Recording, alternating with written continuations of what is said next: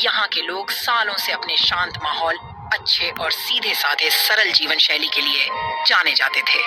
लेकिन बीते कुछ समय में इस क्षेत्र में मौसम का मिजाज तेजी से बदलने लगा था।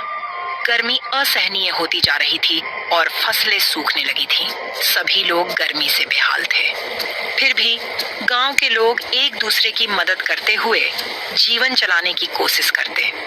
उसी गांव के कुछ दूरी पर पहाड़ी क्षेत्र में एक प्राचीन गुफा था, जहां एक वृद्ध साधु रहा करते थे। उनके बारे में कहा जाता था कि वे इंद्रियों पर नियंत्रण रखने वाले बड़े ही दयालु और अनुभवी साधु हैं। कुछ लोगों ने उन्हें साधु और कुछ ने फकीर भी समझा, लेकिन असल में वे एक व्यक्ति ही थे। उनका नाम महात्मा शिवानंद था, जो वर्षों से तपस्या कर रहे थे।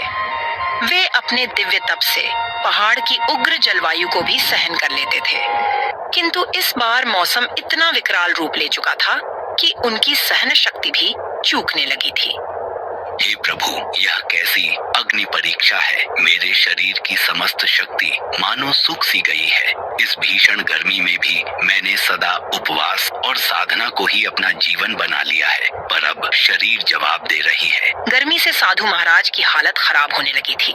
गुफा के बाहरी हिस्से में सूरज की रोशनी इतनी तीव्र थी कि अगर कोई बाहर खड़ा होता तो कुछ ही देर में पसीने से लथपथ हो जाता। पहाड़ी इलाका में जो छोटे मोटे तालाब थे वह भी सूख चुके थे और वह पानी के बिना और भी तड़प रहे थे। ऐसे में साधु बाबा ने सोच लिया कि आज उनको किसी भी तरह गांव जाकर लोगों से सहायता लेना ही पड़ेगा। गुफा में अब और रुकना जीवन के लिए खतरा हो सकता है। सुबह का समय था, पर धूप इतनी तेज कि लगती थी कि मानो दोपहर हो गई है। साधु शिवानंद अपने शरीर को संभालते हुए धीरे धीरे पहाड़ से उतर रहे थे। उनकी चाल डगमग हो रही थी, कंठ सूख चुका था, पर मन में अभी भी उम्मीद थी कि गांव के लोग उनकी सहायता जरूर करेंगे। रास्ते में उन्हें एक चरवाहा मिलता है, जो अपनी भेड़ियों को पहाड़ पर चराने ले जा रहा था। अरे बाबा जी, आप इस भीषण गर्मी में कहाँ निकल कर जा रहे हैं? आपकी तबीयत तो ठीक है ना? हे बेटा, मुझे कुछ पानी की आवश्यकता है। बहुत कष्ट में हूँ। क्या तुम्हारे पास पानी है? चरवाहा असमंजस में पड़ जाता है। उसके पास भी सिर्फ एक छोटा सा पानी का मशक था, जो पूरे दिन उसके लिए काफी मुश्किल से चलता था। कुछ क्षण सोचने के बाद वह थोड़ा पानी साधु को दे देता है। बाबा, मेरे पास ज्यादा पानी नहीं है, पर जो है वह आपको दे रहा हूँ। आप गांव पहुँचे तो और लोगों से भी मदद मांग लेना। साधु को थोड़ी राहत मिलती है। उन्हें इस चरवाहे में उम्मीद की किरण दिखती है। साधु उसे आशीर्वाद देकर आगे बढ़ जाते हैं। जब साधु गांव के पास पहुंचते हैं तो देखते हैं कि गांव के पास में ही एक ही कुआं था, जो अब लगभग सूख सा गया था।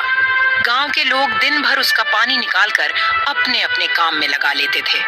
साधु शिवानंद जब गांव में दाखिल हुए तो सबसे पहले उन्हें तेज धूप ने इतना तपन दिया कि उनके गर्दन पर चमकती पसीने की बूंदें झलक आईं। गांव की गलियों से गुजरते हुए वे देखते हैं कि अधिकतर मकान मिट्टी के बने थे। कुछ बैल बेचैन होकर तड़फड़ा रहे थे। थोड़ी दूर जाने पर साधु को कुछ लोग दिखाई देते हैं, जो मिलकर एक सूखे तालाब की तलहटी साफ कर रहे थे। अरे शंभू भाई, लगता है ये गर्मी हमारी जान लेकर ही मानेगी। इतनी गर्मी, ऊपर से गर्म हवा शरीर को जला दे रही है। हाँ, तुम सही कह रहे हो, पर हम कर भी क्या सकते हैं? गांव में सभी परेशान हैं। अब तो कुआं का पानी भी खत्म होने वाला है। अगर पानी खत्म हो गया तो हम सब पानी के बिना तड़प तड़प कर मर जाएंगे। हे भक्तों, क्या कोई मेरी सहायता कर सकता है? मुझे पानी की अत्यंत आवश्यकता है, और यदि कुछ छाया या विश्राम का स्थान मिल जाए तो मैं आपका आभारी रहूंगा। ग्रामीणों ने उन्हें देखा, पर कोई खास उत्सुकता नहीं दिखाई। उन्हें लगा कि यह कोई साधु या भिक्षुक होगा जो भीख मांगने आया है। बाबा, अपने लिए पानी जुटाना इस समय हमारे लिए भी मुश्किल हो रहा है। हम खुद यहाँ सूखे तालाब की सफाई कर रहे हैं ताकि बरसात आए तो पानी संग्रहित कर सके। ऐसा नहीं है कि हमारे पास कोई भंडार है जिसे हम लुटा दें। मैं समझ सकता हूँ बेटा, पर मेरी दशा बहुत दयनीय है। मैं पहाड़ से नीचे आया हूँ, गुफा में रहता था।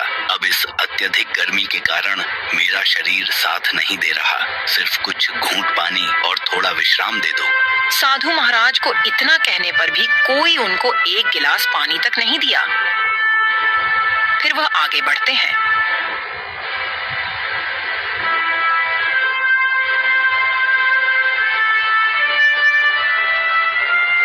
गर्मी से बेहाल मजबूर वह गांव के चौपाल पे जाते हैं, जहां लोग इकट्ठे होकर बैठते थे।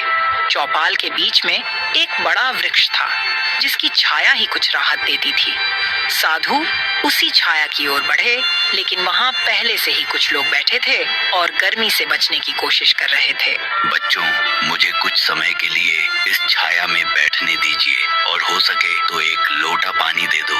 मुझे बहुत जोर की प्यास लगी है। चौपाल पर बैठे व्यक्ति बाबा का मजाक बनाते हुए बोलते हैं, बाबा, पानी की किल्लत सबको है, फिर भी अगर आपको बैठना है तो किसी कोने में बैठ जाएं, लेकिन हमसे ज्यादा उम्मीद न रखिए। फिर भी आप तो साधु हैं, आपको पानी की क्या जरूरत? आप तपस्या